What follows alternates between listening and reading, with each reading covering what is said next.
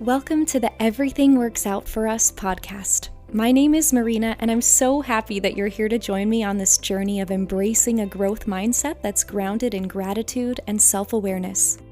I'm an REBT mindset life coach, actor, singer, content creator, and the bigger sister that you always wanted. And I'm ready to start turning our mental and emotional roadblocks into road maps. In each episode, I holistically utilize psychology, spirituality, and my own personal experiences to strive to empower you to step into your power and deeply connect to both your inner knowing and the world around you. Let's grow together.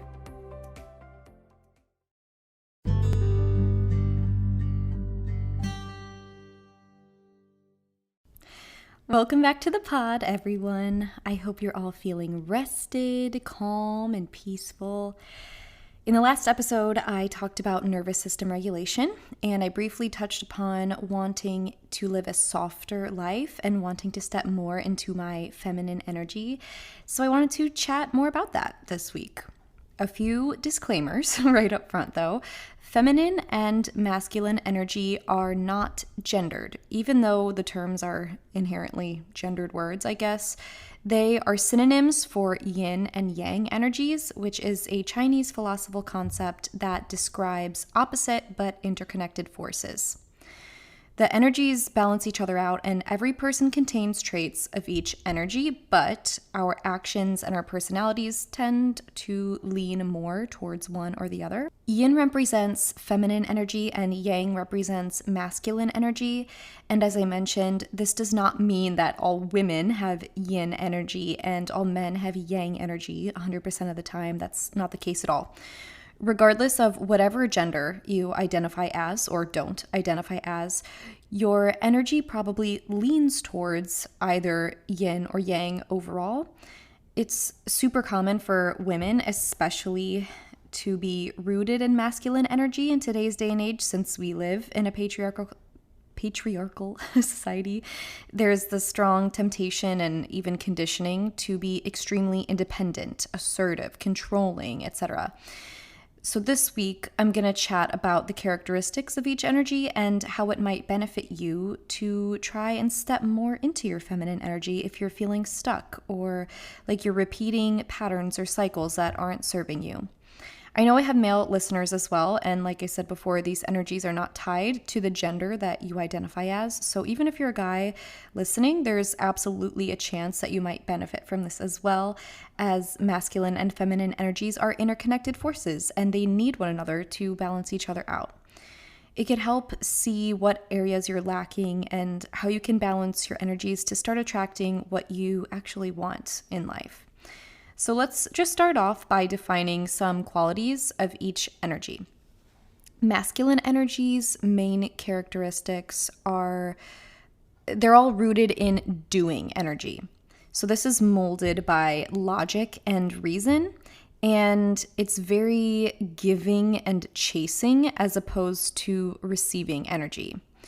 So some of the positive qualities of masculine energy are things like achieving, confident, planning, driven, and goal-oriented. But there are obviously negative qualities as well, and some people would define this as dark masculine energy or wounded masculine energy. And so these qualities are things like aggression, confrontation, micromanaging, competitive, and controlling. So on the flip side of that, we have feminine energy, of course, and this is mainly characterized by being energy. Feminine energy is molded by intuition and feeling, and it is receiving energy and allowing energy, much like being, right? So the positive aspects of this are vulnerability, creativity, and empathy. And some of the dark feminine, or wounded feminine, I should say, are powerlessness, manipulative, needy, codependent, or overly sensitive to a fault energy. Now, being overly consumed by either masculine or feminine can lead us to take on the more wounded traits of the energy. And it's so interesting because I know that I certainly exemplify wounded divine feminine traits when I'm rooted in the more positive masculine traits. So, for example, with myself, I can look back on periods of my life when I've been super driven and high achieving in my career, yet I'm really codependent and overly sensitive in my interpersonal relationships. And maybe this is just a sign that I'm fighting the energy I'm personally supposed to step into, which is that healthy, healed, divine feminine, or at least that's what I'm wanting for myself right now in my journey. So, how do you know if you're resisting the energy that you're meant to have? I guess there's no sure way of knowing, and we can change as humans. We're always growing and evolving. But what I can say is that if things aren't going how you want them to in your life, if you keep repeating patterns that lead you to unhappiness, something needs to change. And that's really where I've started to realize that I want to step more into a divine feminine energy. I am going to dive a little bit into my relationship history. I'm single at the moment, and I've had months to evaluate who I am and what I'm looking for in my next partnership. And I'm really taking a step back to recognize the patterns. Patterns, oh my gosh, if you can tell, I've been living back in Chicago for quite some time. Got that Midwest hard A going on. Anyway, I'm finally taking a step back to recognize the patterns that I've recreated in the relationships that I've had and how I can take responsibility and accountability for my half of each relationship and consequent breakup, of course. Sometimes it's really difficult to know what we want, but we can start with recognizing what we don't want and what's not working / what hasn't worked or hasn't been working. At this point in my life, I know that I want someone who prioritizes me. I want someone who's going to plan dates, be thoughtful, make me feel wanted, loved, and chosen. I want someone to lead, someone to pursue me. And this is not to say that I've never felt loved or chosen, etc. before. I've been very lucky enough to experience very beautiful, pure love in certain past relationships. But at the end of the day, they didn't work out. Not all relationships that have ended have to be classified as toxic or whatever. I really rebuke that thinking. I don't like when people talk shit about their exes just to talk shit about their exes. I mean, and I guess I'm lucky in a way, again, where I don't feel the need to do that because that's not my truth. But anyway, things didn't work out for a reason because one or both parties' needs weren't met. So as I continue to discover myself and recognize my own needs and wants, I'm understanding that it's now my journey to give room to actually receive what I want. In basically every relationship I've been in, I like to take control. Virgo. No, control feels safe for a lot of people. If I control and I plan, everything will work out, right? The person will stay with me forever and ever and ever because of all the effort that I put in, right? Wrong. And this goes for friendships as well, any kind of relationship, but wrong. That tight grip has just pushed people away. And honestly, it's not even what I truly want. If I want a man to plan dates, if I want him to prioritize me, if I want him to do thoughtful things for me, I have to give him room to do so and also be at peace with the fact that if he doesn't want to do those things for me, then he's just not my person and that's totally fine. But I can't pursue a man and expect him to pursue me as well. There can't be two pursuers, just like there can't be two receivers. And I don't want this to be misunderstood as not needing a healthy give and take in every relationship. Both parties need to care, obviously. Both parties need to give and receive. But the pattern that I've noticed for myself in the past is that I give and pursue and plan to either only have that energy reciprocated because I was the one who started it and because I consistently ask for it, or to just not have anything reciprocated. And then I feel completely drained, empty, and let down. So all of this to say is, if I want a man to be masculine, if I want him to gladly pay for the date or kiss me first, I literally have to let him. And maybe this sounds stupid, but I am just being honest with y'all. This is not the energy that I have been living in. This may be controversial, but I think with the feminist movement, lots of women have been stepping really far into their masculine energy, causing them unhappiness. And this is the case for me. Obviously, I cannot speak for everybody, but this makes sense. Living in a patriarchy, the whole boss babe movement has caused this sense of needing to be hyper independent and needing to take charge in order to be successful and happy, needing to prove yourself in a room and do whatever it takes to rise to the top and be a go-getter. And if you want it, go get it. Be confident, queen. And if that's you and if that's making you happy, that's amazing. Obviously, not saying you need to change, but again, for me, I'm realizing that this hyper doing energy is not serving me anymore. It's not making me happy. I find myself wondering why I'm unhappy or what has caused unhappiness in the past. All of this aggressive go-getter energy I've put into my life, paired with my perceived failures, has damaged my self-esteem greatly. I've never truly allowed things to come to me before because I've always wanted things so badly and chased them so desperately to get them, and it's completely burnt me out. And I've never left room to just let go and see what happens. Sure, we can think that we know what's meant for us, or we can be brave enough to trust the universe to show us what could be meant for us too. And I'm in my late 20s now, and I've never been that brave. So I'm going to try to be brave. I'm going to try to let things come to me, you know? Circling back to relationships, I know a lot of women find frustration in not receiving the love back that they feel that they're giving out. And I think a big reason for this could be because lots of women are heavily rooted in that masculine energy, not ever leaving the man room to embrace his own masculine. And please forgive me here as I'm talking about heterosexual relationships, because again, I can only speak from my experience, but yeah. Masculine energy is the protector and the provider energy. And so when women are always taking on the role of doing the planning, always doing the providing, and then wondering why their man isn't putting in any work, we end up babying them.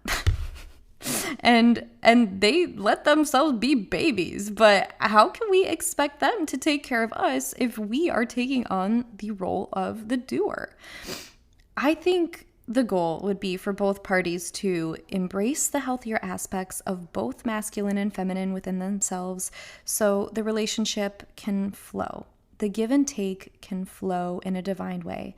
And I think this starts by people of any gender reframing their view of femininity and feminine energy, which would be recognizing and accepting that feminine energy does not equal weak.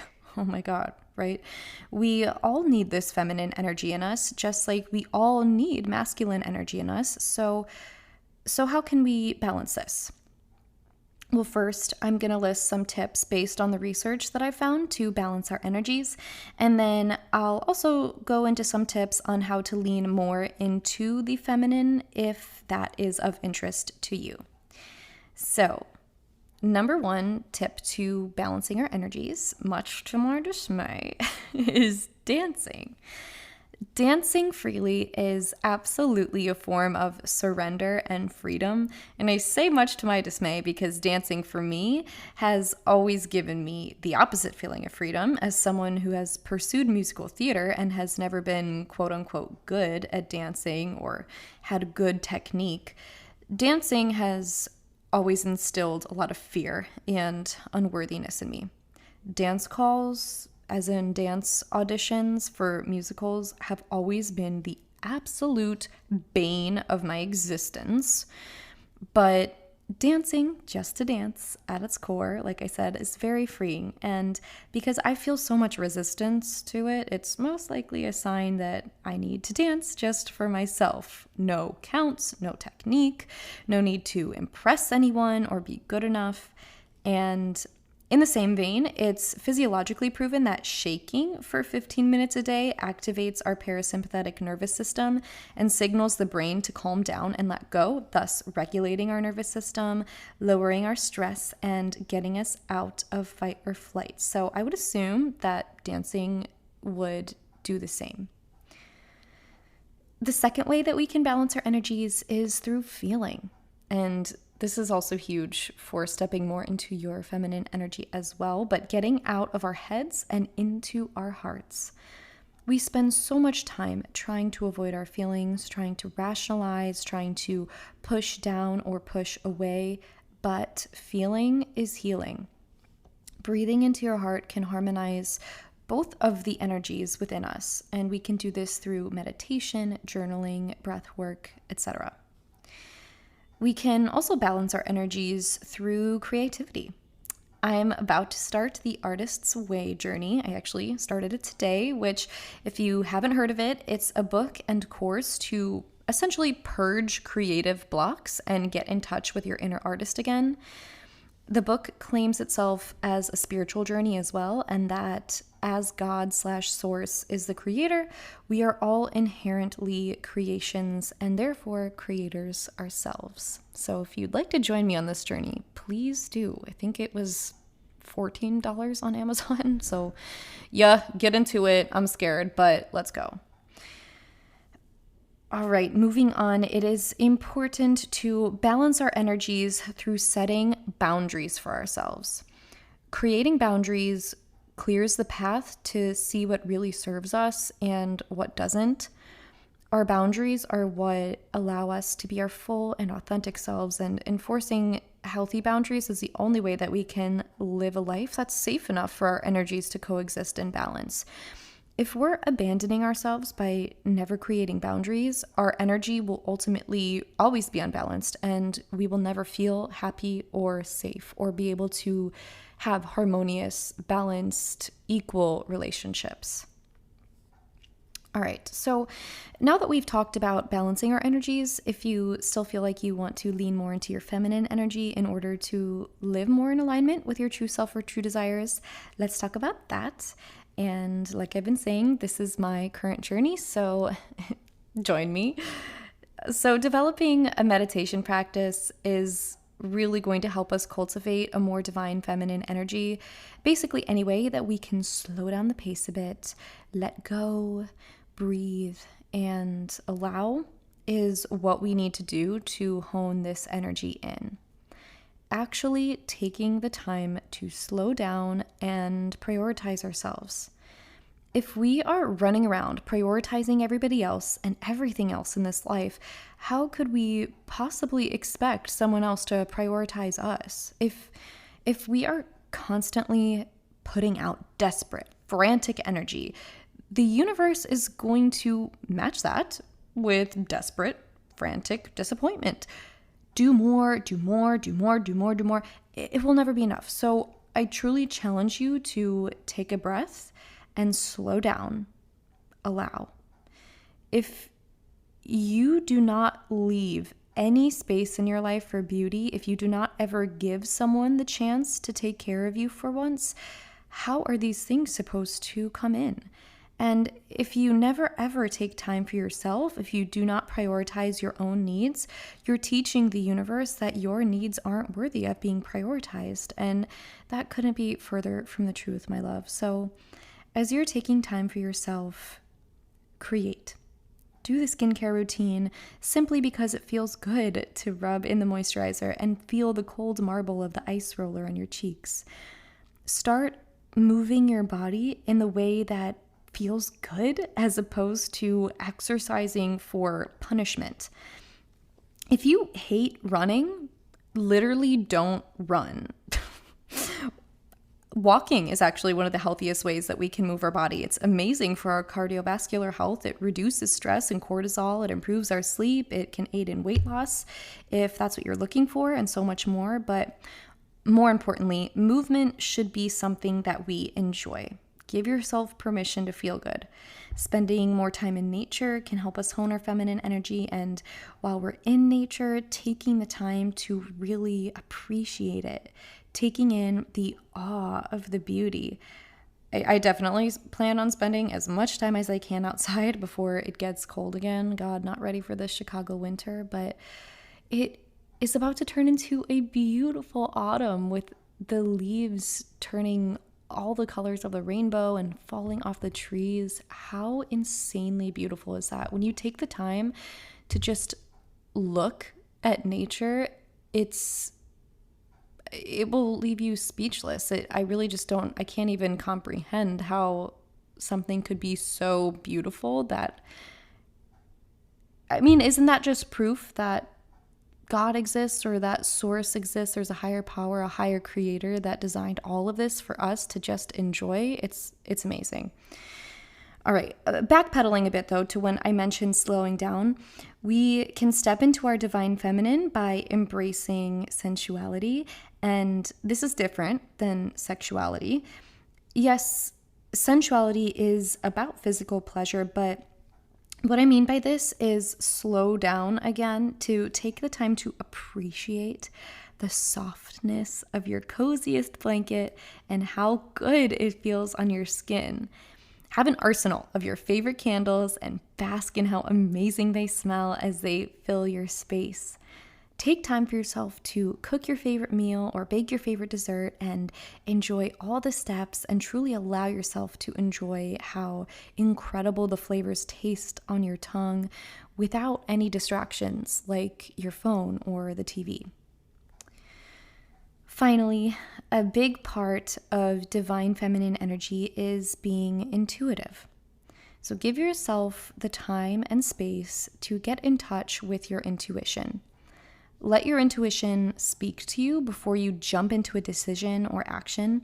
And this can take some getting used to for sure. If you are very rooted in your masculine, deciphering what actually is your intuition might be very difficult at first.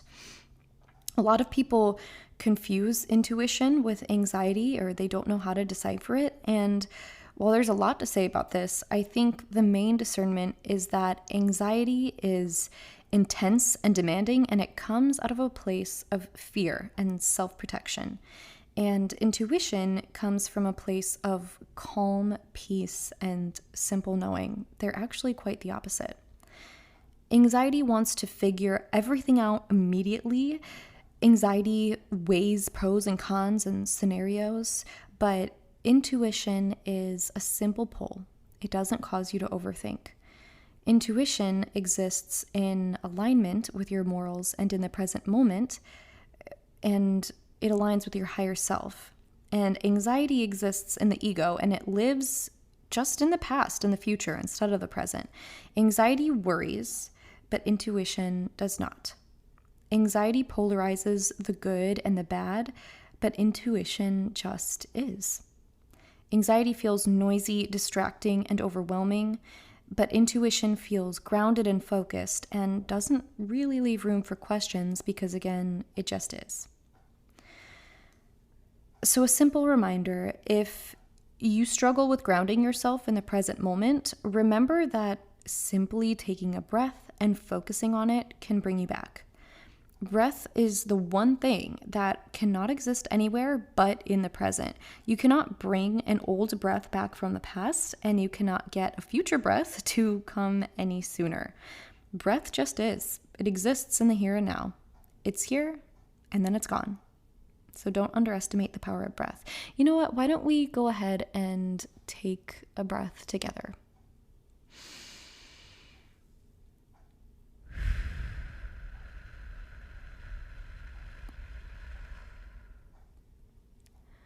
I think as I'm on this nervous system regulation journey as well, it's really helpful to do breathing techniques. And one that I have been doing is breathing in for 4 seconds, holding for 7, and releasing for 8. So doing this pattern of exhaling longer than you're inhaling signals to your brain that you are safe and that you are in a state of peace and calm, and it can trigger your nervous system to relax. So anyway, the more that we practice grounding ourselves in the present moment, especially through breath, the more familiar we can become with our intuition and welcome her into our lives.